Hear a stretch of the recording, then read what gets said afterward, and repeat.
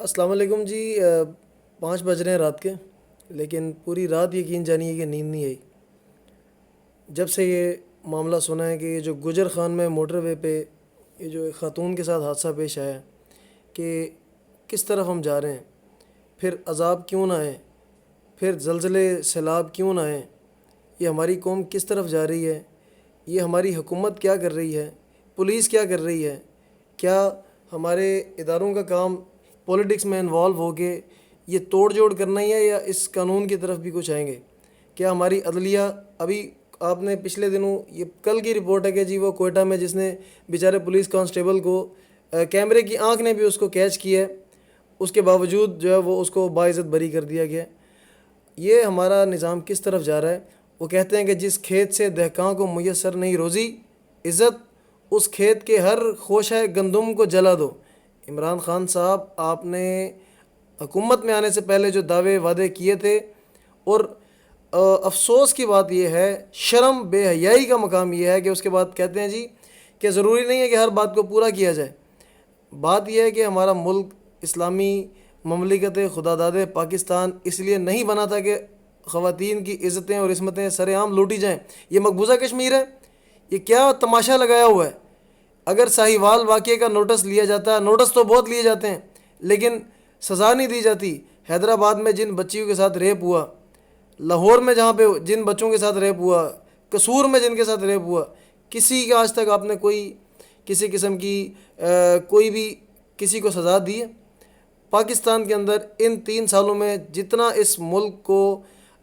Morally لاس ہوا ہے اتنا کسی حکومت میں نہیں ہوا۔ I do not belong from any of the political party, ہمارا سیاسی کسی طرح بھی کوئی تعلق نہیں ہے، لیکن سماجی ورکر ہم ضرور ہیں۔ ظلم کے خلاف ہم آواز اٹھاتے ہیں، جہاں پہ ظلم ہوتا ہے ہم اس ظلم کے خلاف کھڑے ہوتے ہیں چٹان کی طرح۔ لیکن یہ بہت زیادتی ہو گئی، یہ صرف ابھی نہیں ہوئی، یہ جب آج سے 3 سال پہلے بھی ہوتا تھا، لیکن اس ٹائم حکومت میں عمران خان آپ ہیں، اور آپ کے اوپر مجھ سمیت ہر پاکستانی کی بہت زیادہ امیدیں تھیں، لیکن ہم غلطی پہ تھے۔ آپ نے 3 سال کے اندر اس ملک کو تباہ کر کے رکھ دیا، اس پہ ہم نہیں جاتے، دس از دا ڈیفرنٹ ٹاپک، لیکن کم از کم اتنی شورٹی دیں کہ اس ملک میں گھر سے باہر نکلنے والی عورت اپنے آپ کو محفوظ اور اس معاشرے کا حصہ محسوس کر سکے، نہ کہ اس کو یہ لگے کہ درندے باہر گھوم رہے ہیں۔ تو پر زور مطالبہ ہے، اور فوری طور پہ فی الفور ان جن مجرموں نے یہ حرکت کی ہے، they should be arrested at any cost, اور ان کو نہ صرف اریسٹ کیا جائے بلکہ سر عام، میں نے پہلے بھی بہت دفعہ کہا ہے کہ جب تک یہ سر عام پھانسی کا انوائرمنٹ سٹارٹ نہیں ہوگا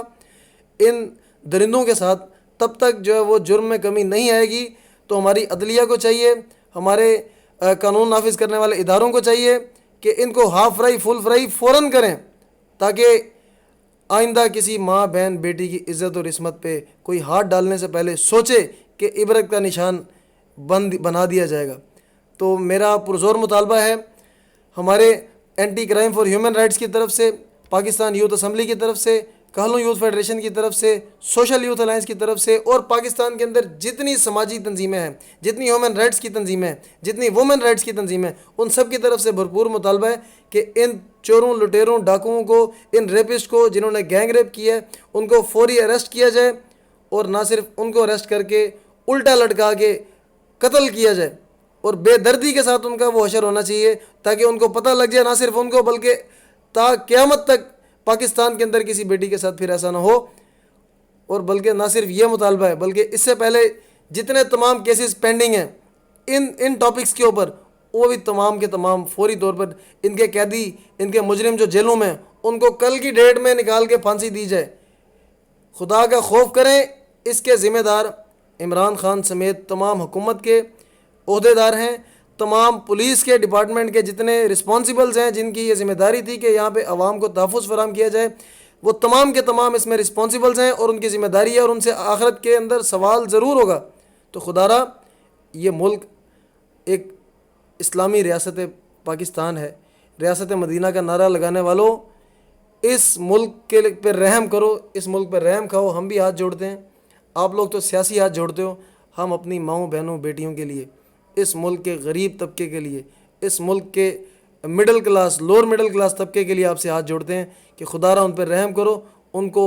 عزت عصمت اور ان کو کم از کم جینے کے لیے چند ایسے مواقع دے دو، چند ایسی سہولیات ان کو دے دو کہ جن کی وجہ سے وہ اپنی زندگی بسر کر سکیں، نہ کہ جس طرح خودکشی کے واقعات آج کل ہر دوسرے دن میں دیکھ رہا ہوں خودکشی کا کوئی نہ کوئی واقعہ ہو رہا ہے، صرف آپ لوگوں کی غلط پالیسیز کی وجہ سے۔ بہت زیادہ جذبات ہیں، جذبات ایکسپریس زیادہ کیے تو وہ کہتے ہیں کہ میں کھٹکتا ہوں دل یزداں میں کانٹے کی طرح،